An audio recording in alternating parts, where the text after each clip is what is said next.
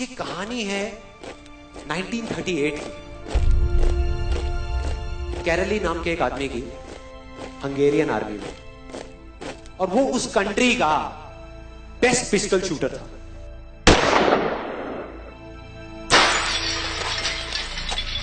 जितनी भी national championships हुई थी उस कंट्री में, उसको वो जीत चुका था। और सबको ऑलमोस्ट कंफर्म था कि 1940s में जो ओलंपिक्स होने वाले हैं उसमें गोल्ड मेडल केरली को ही मिलेगा।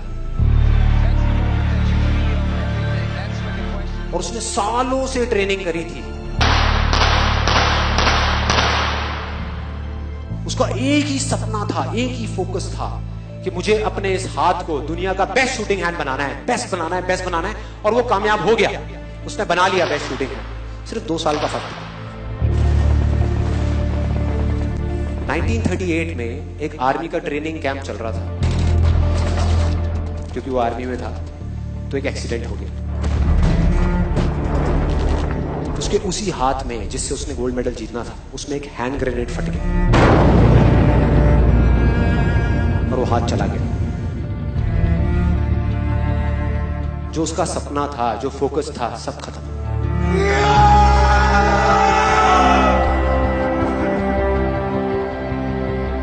उसके पास 2 रास्ते थे। एक तो ये कि वो बाकी की पूरी जिंदगी रोता रहे और कहीं जा करके छुप जाए,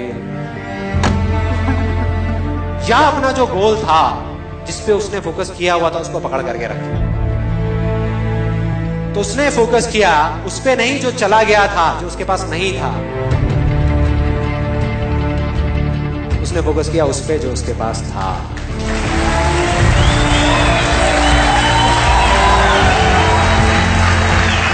जो उसके पास था। और क्या था उसके पास में? एक लेफ्ट हैंड, एक ऐसा हाथ जिससे वो लिख तक नहीं सकता था। 1 महीने तक उसका हॉस्पिटल में इलाज चला इस हाथ के लिए, और सही 1 महीने बाद अपनी ट्रेनिंग शुरू कर दी इस हाथ की।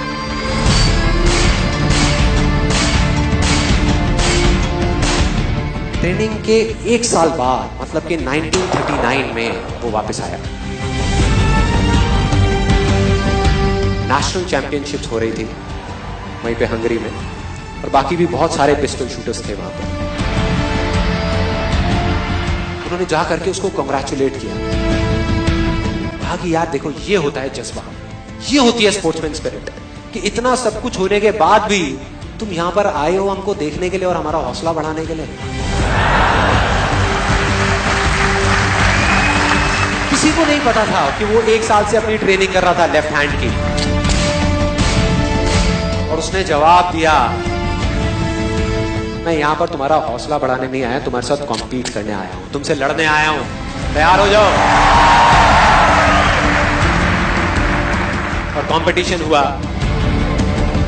बाकी सब वहां पर जितने भी लोग थे वो कॉम्पीट कर रहे थे अपने बेस्ट हैंड से। ये कॉम्पीट कर रहा था अपने ओनली हैंड से। ओनली हैंड से। कौन जीता? The man with the only hand, केरली जीत गया। लेकिन वो यहां नहीं रुका। उसका गोल क्लियर था कि मुझे इस हाथ को, इस कंट्री का नहीं, इस पूरी दुनिया का बेस्ट शूटिंग हैंड बनाना है। उसने अपना सारा फोकस उठा करके डाला 1940 पे, जब ओलंपिक्स होने वाले थे। लेकिन 1940s के ओलंपिक्स कैंसिल हो गए वर्ल्ड वॉर की वजह से।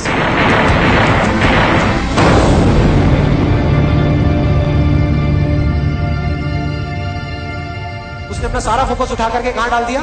1944 में जो ओलंपिक्स होने वाले थे उसके ऊपर। और 1944 में जो ओलंपिक्स होने वाले थे वो भी कैंसिल हो गए वर्ल्ड वॉर की वजह से। फिर से कैंसिल।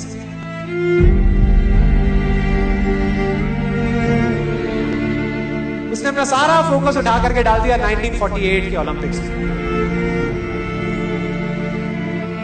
1938 में उसकी एज थी 28 साल। 1948 में उसकी एज हो चुकी थी 38 इयर्स। और जो यंगर जो प्लेयर्स आते हैं निकल करके, उनसे कॉम्पीट करना मुश्किल होता चला जाता है। लेकिन मुश्किल नाम का ये वर्ड था ही नहीं उसकी डिक्शनरी में। वो गया, पूरे वर्ल्ड के बेस्ट शूटर्स आए हुए थे जो अपने बेस्ट हैंड से कॉम्पीट कर रहे थे, और ये अपने ओनली हैंड से कॉम्पीट कर रहा था। और कौन जीता? The man with the only hand.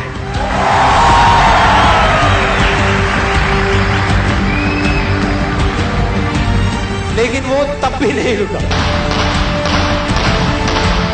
1952 Olympics, दोबारा कॉम्पीट किया उसने, और इस बार गोल्ड मेडल कौन जीता? गैरल ली। 4 साल बाद दोबारा से, और पूरी की पूरी हिस्ट्री को बदल करके रख दिया ओलंपिक्स। इस पर्टिकुलर कंपटीशन में उससे पहले किसी भी एथलीट ने लगातार 2 गोल्ड मेडल्स नहीं जीते।